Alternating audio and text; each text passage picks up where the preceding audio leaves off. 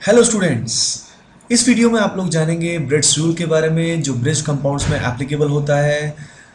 आइए देखते हैं ब्रेड्स रूल क्या होता है। उससे पहले आइए जानते हैं what type of compounds are known as bridged compounds. Bridged compounds कौन से होते हैं, क्योंकि बिना उनको जाने इस रूल को पढ़ने का कोई रिलेवेंस नहीं होता। तो आइए देखते हैं इसके कुछ एग्जाम्पल्स।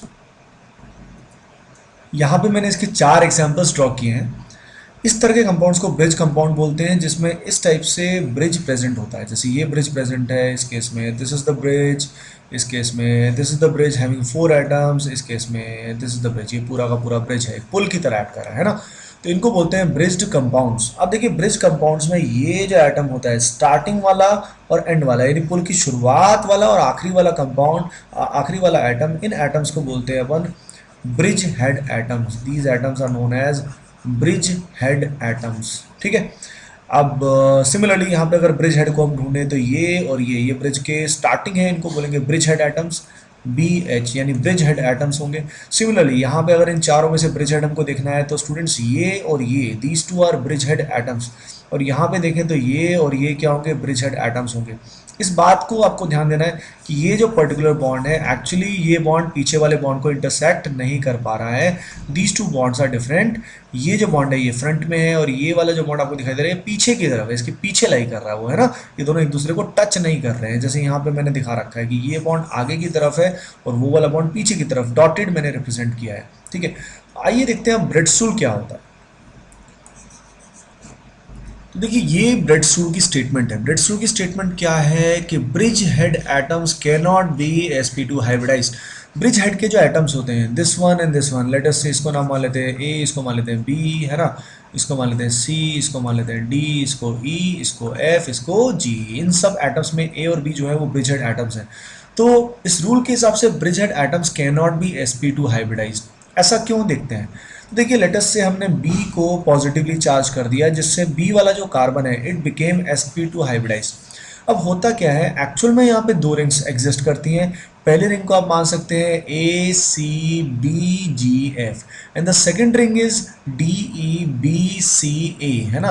तो ये दो रिंग्स यहाँ पे लाई कर रही है, एक रिंग तो इस तरफ लाई कर रही है और एक ये पीछे की तरफ लाई कर रही है विच इज DEBCA। आप ध्यान दीजिए किन दो रिंग्स की बात कर रहे हैं, लेकिन प्रैक्टिकली यहाँ पे 3 रिंग्स की तरह बिहेव कर रहे हैं क्योंकि ए और बी जो है इस ए और बी के एक्चुअली परपेंडिकुलरली ये सी लाई कर रहा है, ऑलमोस्ट परपेंडिकुलर लाई कर रहा है। तो it will behave like 3 rings. यहाँ पे 3 रिंग एक्चुअली बिहेवियर हो रहा है। One ring is ABGF, other is ACB which is a 3-membered ring, and the fourth one is ADEB। यानी actually there are 2 rings but it behave like कि यहाँ पे 3 rings हैं। अब हो गया क्या, जैसे यहाँ पे पॉजिटिव चार्ज आएगा sp2 हाइब्रिडाइजेशन होगी तो बॉन्ड एंगल की रिक्वायरमेंट यानी डिजायर होगी 120 डिग्री, पर एक्चुअल बॉन्ड एंगल आपको दिखाई दे रहा है कि यहाँ बॉन्ड एंगल कितना है, 60 डिग्री है। यहाँ देखिए इस दूसरी रिंग में बॉन्ड एंगल जो है वो कितना है, 90 डिग्री है। और इस वाली रिंग में बॉन्ड एंगल कितना आ रहा है, 90 डिग्री आ रहा है। यानी इस बी वाले पोजीशन पे या ए वाली पोजीशन पे जब पॉजिटिव चार्ज आएगा साइमल्टेनियसली इन तीनों रिंग्स में, रिंग नंबर 1 में, रिंग नंबर 2 में as well as ring number 3 में क्या हो जाएगा, बहुत ज़्यादा स्ट्रेन बढ़ जाएगा। तो आपने देखा कि जब sp2 हाइब्रिडाइजेशन होती है और ब्रिज एटम्स पे होती है जैसे कि इसमें स्ट्रेन बहुत ज़्यादा बढ़ जाता है जिस कारण स्टेबिलिटी बहुत ही डिक्रीज हो जाती है। स्टेबिलिटी डिक्रीजेज यानी compound becomes highly highly unstable. Reality में और डिजायर्ड एंगल में बहुत फर्क हो जाता है। यहाँ से देखिए सी पे अगर पॉजिटिव चार्ज आता है तो ये परेशानी नहीं होगी। आइए देखते हैं एक और एग्जाम्पल। इस एग्जाम्पल में let us take something like this. ठीक है। और आप देखिए कि क्या यहाँ पे ब्रेड्स रूल वायलेट हुआ। तो अब ध्यान दीजिए ये जो कार्बन है ब्रिज हेड एटम है, यहाँ पे पाई बॉन्ड आने की वजह से it became sp2 which means it is highly highly unstable. Bredt's rule यहाँ पे क्या हो गया है, वायलेट हो गया है। आइए एक और एग्जाम्पल देते हैं। इस एग्जाम्पल में आपको देखना है कि ब्रेड्स रूल वायलेट होगा या नहीं होगा।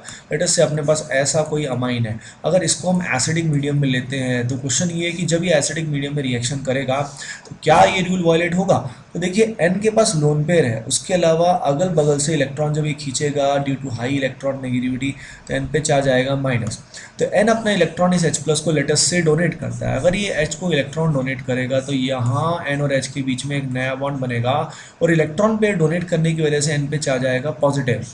अब देखिए इसकी वजह से क्या यहाँ पे ब्रेडसोल वॉयलेट हुआ? तो नहीं हुआ। सिर्फ पॉजिटिव चार्ज आने से ब्रेडसोल वॉयलेट नहीं होता, it should be sp2 hybridise. तो अगर आप ध्यान दें कि इस n के आसपास देर आर 4 सिग्मा बॉन्ड्स, एक तो ये सिग्मा बॉन्ड है, एक ये सिग्मा बॉन्ड है, एक ये सिग्मा बॉन्ड है और एक ये सिग्मा बॉन्ड है। There are 4 sigma bonds, 4 sigma bond होने की वजह से इस n की हाइब्रिडाइजेशन अभी भी sp3 है, यानी सिर्फ पॉजिटिव चार्ज होने से ब्रेडसोल वॉयलेट नहीं होता है ना। तो अब इसका एग्जाम्पल अपन देखते हैं, इसका एप्लीकेशन कैसे कुछ आता है। तो देखिए लेट अस से अपने को इन 3 पर्टिकुलर केटैन में स्टेबिलिटी कंपेयर करनी है। अपने पास एक केटैन ये वाला है, लेट अस से अपने पास दूसरा जो केटैन है उसमें पॉजिटिव चार्ज यहाँ पे है, और देखिए एक और केटैन अपने पास है जिसमें पॉजिटिव चार्ज यहाँ पे है। अब इन तीनों की स्टेबिलिटी अपने को कंपेयर करनी है। अब नॉर्मल कंडीशंस में अगर ब्रिज वाला कंपाउंड नहीं है तो हम सीधा क्या करते हैं, इस पॉजिटिव चार्ज के आसपास अल्फा हाइड्रोजन कैलकुलेट करते हैं, और जितने अल्फा हाइड्रोजन ज़्यादा होते हैं स्टेबिलिटी उतनी ही ज़्यादा होती है। जैसे यहाँ पे ये अल्फा कार्बन है और इन पे अल्फा हाइड्रोजन अगर आप काउंट करोगे there will be 6 alpha hydrogen. यहाँ पे देखोगे तो यहाँ पे अल्फा एच, एक अल्फा हाइड्रोजन यहाँ पे आएगा, एक यहाँ पे आएगा, total of 2 alpha H are there. और यहाँ पे अगर देखें तो अल्फा एच कितने आएंगे, 3 यहाँ पे आएंगे, 2 यहाँ पे आएंगे और एक यहाँ पे आएगा, total will be 6 alpha H. इसके बेसिस पे स्टेबिलिटी ऑर्डर जो होना चाहिए था वो कुछ ए और सी सिमिलर होना चाहिए था, लेकिन एक्चुअल में इनमें लीस्ट स्टेबल जो होता है वो कौन होता है, ए, क्योंकि इसमें ब्रेडसोल क्या हो गया, वॉयलेट हो गया। यानी despite having more number of alpha H it is unstable because it violates Bredt's rule. तो ए बी और सी में सबसे स्टेबल होगा सी, फिर होगा बी, फिर होगा ए। बी की स्टेबिलिटी 2 अल्फा होने के बावजूद ज़्यादा है क्योंकि यहाँ पे रूल वॉयलेट नहीं हो रहा है ना। So this is Bredt's rule जिसके अंदर ब्रिज हेड एटम्स पे sp2 हाइब्रिडाइजेशन नहीं होनी चाहिए। आइए let us revise what we have learn so far. तो आपने देखा ब्रेडसोल में ब्रिज कंपाउंड्स के लिए एप्लीकेबल होता है, फिर हमने जाना ब्रिज एंड एटम्स कौन से होते हैं, फिर वी हैव सीन कि इसमें sp2 हाइब्रिडाइजेशन नहीं होनी चाहिए और क्यों नहीं होनी चाहिए, इससे स्ट्रेन बढ़ जाता है, स्टेबिलिटी घट जाती है। फिर हमने देखा कैसे पाई बॉन्ड आने से ब्रेडसोल वॉयलेट होता है, and then we have seen कि नाइट्रोजन वाले केस में पॉजिटिव चार्ज आया पर ये रूल वॉयलेट नहीं हुआ। देन वी हैव सीन कि स्टेबिलिटी ऑफ केटैन में इसको कैसे अप्लाई करते हैं। Okay guys, thanks for watching and please do like, share and subscribe. Thank you.